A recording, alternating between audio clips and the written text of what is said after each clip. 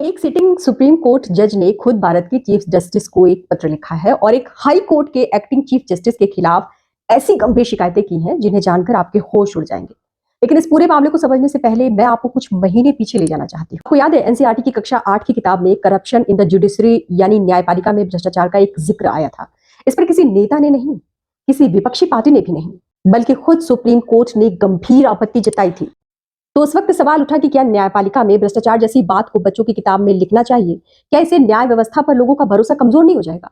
लेकिन अब कुछ ही महीनों बाद हमारे सामने एक ऐसा मामला आया है जिसने न्यायपालिका के भीतर की फंक्शनिंग को लेकर एक बिल्कुल अलग सवाल खड़ा कर दिया। क्योंकि एक सिटिंग सुप्रीम कोर्ट जज ने खुद सीजेआई सूर्यकांत को पत्र लिखा है। राजस्थान हाई कोर्ट के acting chief justice Sanjeev Prakash Sharma के खिलाफ एक गंभीर शिकायत दर्ज की गई। एडमिनिस्ट्रेटिव पावर्स के मिसयूज, नेपोटिज्म, फेवरेटिज्म और मेल एडमिनिस्ट्रेशन और केसेस की लिस्टिंग में मनमानी, ये गंभीर आरोप लगाए हैं। आरोप ये भी है कि कुछ मामलों को एक बेंच से हटाकर एक्टिंग चीफ जस्टिस की बेंच में लाया गया और जस्टिस मेहता ने मांग की है कि राजस्थान हाई कोर्ट में जल्द से जल्द किसी दूसरे राज्य से रेगुलर चीफ जस्टिस नियुक्त किया जाए और जस्टिस शर्मा को राजस्थान से बाहर ट्रांसफर कर दिया जाए।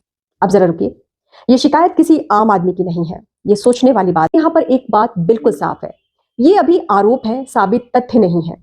सीजेआई सूर्यकांत ने भी कहा है कि सिर्फ आरोप लगने से किसी को दोषी नहीं माना जा सकता है, लेकिन सवाल फिर वही, आरोप तो लगे ना।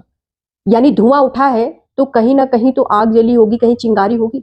जस्टिस शर्मा को अपना पक्ष रखने का पूरा मौका दिया जाएगा और मामले को उचित इंस्टीट्यूशनल मैकेनिज्म के तहत देखा जाएगा। लेकिन एक आम नागरिक के तौर पर हम सब अगर सोचें तो एक सवाल उठता है, जब कुछ महीने पहले न्यायपालिका में भ्रष्टाचार के जिक्र को लेकर एक बड़ी चिंता जताई गई थी कि इससे पब्लिक कॉन्फिडेंस प्रभावित हो सकता है, और आज उसी न्यायपालिका के भीतर एक सुप्रीम कोर्ट के जज खुद एक हाई कोर्ट के एक्टिंग चीफ जस्टिस की फंक्शनिंग पर इतने गंभीर सवाल उठा रहे हैं, तो हमें इस पूरे घटनाक्रम को किस नजर से देखना चाहिए? या फिर न्यायपालिका के भीतर अकाउंटेबिलिटी और ट्रांसपेरेंसी को लेकर कोई बड़ी बहस धीरे धीरे अब जनता के सामने आ रही है?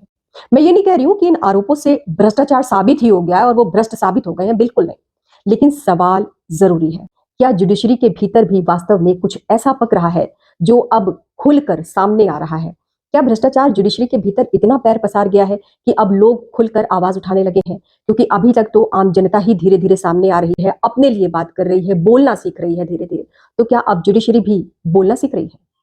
अपनी राय हमें जरूर दीजिएगा। तब तक स्वस्थ रहिए, मस्त रहिए, अपना ख्याल रखिए। एक नए वीडियो के साथ आपसे फिर मुलाकात होगी। जय हिंद।